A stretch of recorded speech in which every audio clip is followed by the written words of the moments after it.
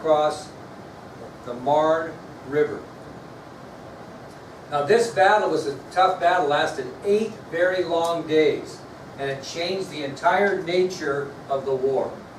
This battle lasted 8 long days and totally changed the nature of the war. What do I mean by that, Ricky? How did it change the entire nature of the war? What did the Germans realize after the Battle of Chateau Thierry? It wasn't very good. It was not going to be easy. It was going to be a long fight with the Americans. And you're going to see a lot of the morale on the German part go when the Americans come in and put on a show here, or make a difference. Well, we'll move on and tell you that the final battle of World War I was fought in September of 1918. And it was called the Battle of Meuse-Argonne. The Battle of Meuse-Argonne.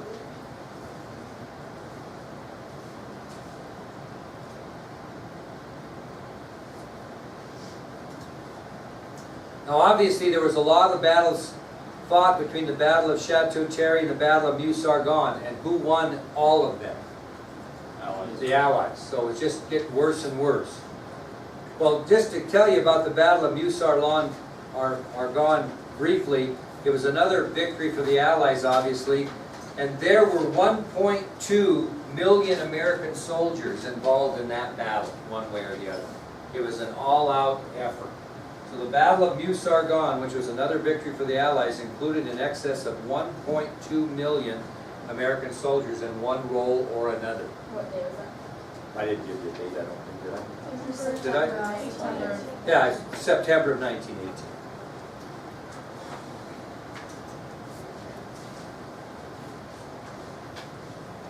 Okay, that'll take us to the end of World War I. End of World War I.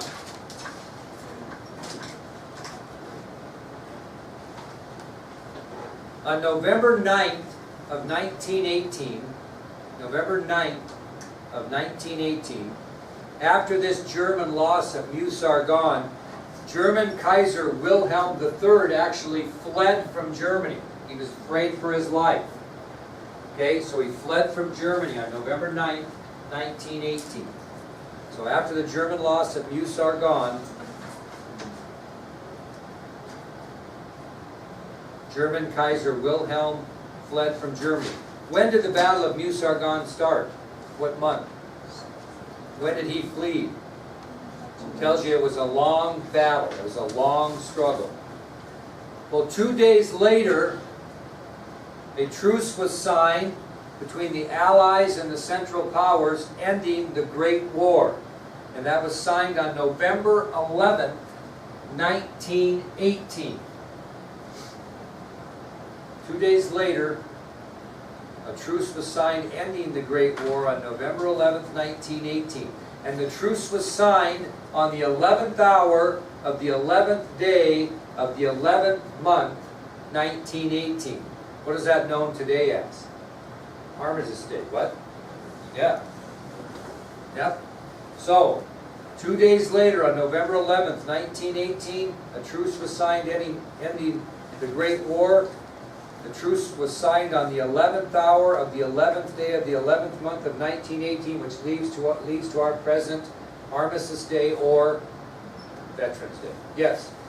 When we get into like World War II or Vietnam, maybe it's a little bit more detailed. That's a good question. Let me just make a point there, because somebody else put in their book that they're a little frustrated with that we're not going into a lot of detail on these. I could spend a semester on this. This is why we have military history.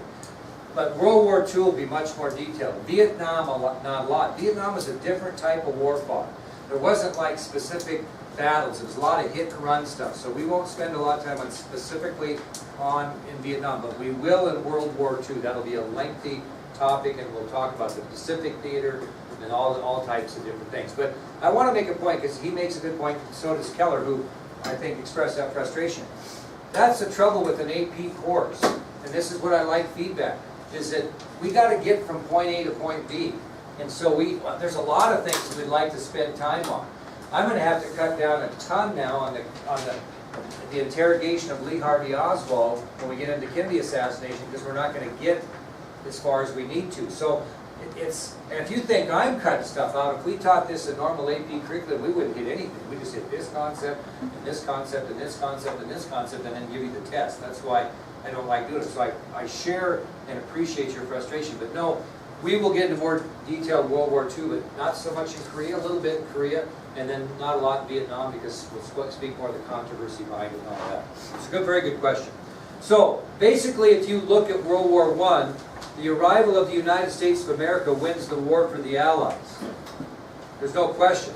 And although we haven't talked a lot about specific battles, there were more than 10 million men killed on both sides during World War I.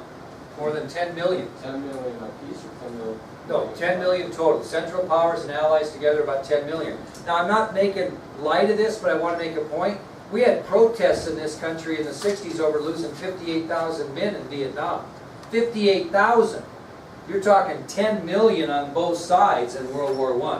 What was the reason for the deaths? We'll talk about that in a bit. Okay? Now, whenever you have a war of this magnitude, it isn't only soldiers that pay the price. Who else pays the price? Civilians. 5 million civilians were killed during this conflict. Many on American sides. Were many American civilians killed? No. European civilians on both sides were killed. So you got to think about that too.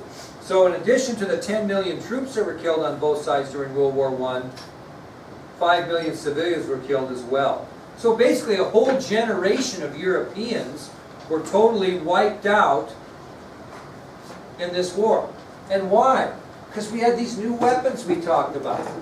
You know, we had, what do we have? Machine guns, our long-range artillery, airplanes, submarines, poison gases we talked about. We made it so much easier for one human being to kill another. Trench warfare, which we didn't talk a lot about, where you hop from one trench to another to try to gain line. A lot of casualties in a deal like that. So, although we didn't speak a lot about the war in detail, it certainly, we paid a price population-wise, because like I mentioned, a whole generation of Europeans were completely wiped out. So here's the number. Here are the total number of American soldiers who fought, not were killed, but fought in World War I. How many do you think fought? How many American soldiers fought in World War I? Okay, the closest one, if anybody gets within, let's see here, I'll make it easy. If anybody gets within 200,000, I'll buy ice cream bars Monday. Okay, anybody within 200, now I'm looking for the total number of Americans who fought in World War I. Don't get on your phones now. Total Americans who fought. What do you say, Will? 5,800,000. Really? Okay, wait, I got it back. 5.8 million is Will. Wait, that fought? That fought. American soldiers that fought.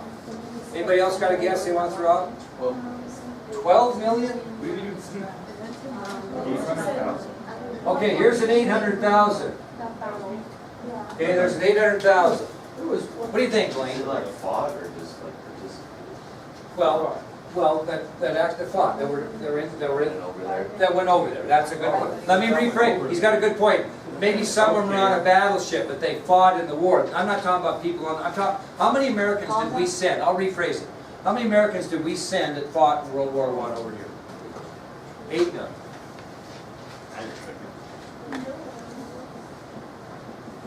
Anybody else have any? 8.1. Okay, I'm giving Courtney the last shot. I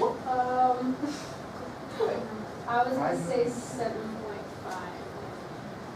Okay, anybody else want to guess? Keller, you should know this. Come on, Keller. Keller, where are you? I don't know. Anybody else have one? You did. I have no idea. Oh, wow. I just said 4.8 right It's a now. joke. 4.7 million. And what'd you just say? That was I close. just said 4.8 before you even wrote that. Well, then we should have ice cream bars. There it is. I Yeah. legit said There it is. 4.8. That was close. All right, write this down. 4,734,000 991 American soldiers saw action in Europe. 4,734,991. I was that one. To be honest with you, I would have never thought it was that high. I thought, we talk about 1.2 million though fought in one battle, but that's how many Americans were called to serve in Europe in World War I. 4,734,991. That's a lot of soldiers. You took, Well, you told us told at the us it was beginning, you 5. took 5 million, but the way you put it, you made it sound like that was. Okay, well, there you go. They had 5 million under arms ready to go. Now, how many did they send? Quite a few of them. Yeah. They had 10 million. Now, let me ask you this. So at the time, we had the Marines, the Navy, and the Army that made up these 4.7 million or so. Okay? Who sent the most? Lane? Who sent the most? Between the Marines, the Navy, and the Army. Who sent the most of that 4.7 million? The Army. They actually sent 4,057,101. 4,057,101. Blaine Kroger has already enlisted in the United States Army to protect your freedom in the future. So let's give him a nice hand. That's what he's chosen to do. That's a very honorable and admirable thing. Very nice. Okay? 4,057,101. Navy contributed 599,051. 599,051. What's the name? 599, yep, 051 Navy. Wait, what's the numbers? You're going to make sense. Army, 4 million. Okay, I know that one. Okay, Navy, 599, 051. 599,051. 101. And surprisingly, because they weren't maybe established as much as they're going to be, the Marines sent 78,839. 78,839. Now, what might be your question, though, because we talked about casualties. What do you consider? What do you have? Hey, thank you, my dear. How many American casualties? We'll tell you. Killed in action. 116,516. 116,516. Wounded, 204,002. 204,002. So killed in action, 116,516, and wounded, 204,002. Why did we have not as many killed as everybody else? Because we got there later, a lot later. Okay, the war was raging. Okay, now, we'll end there today, and I want to talk to you about a couple things, and we'll finish on Monday with Wilson's 14 points, the peace conference in France, and some things that happened to Wilson after the war. We're going to be looking at a test probably about next Wednesday, just so you know. If that interests you. Probably looking at a test next Wednesday.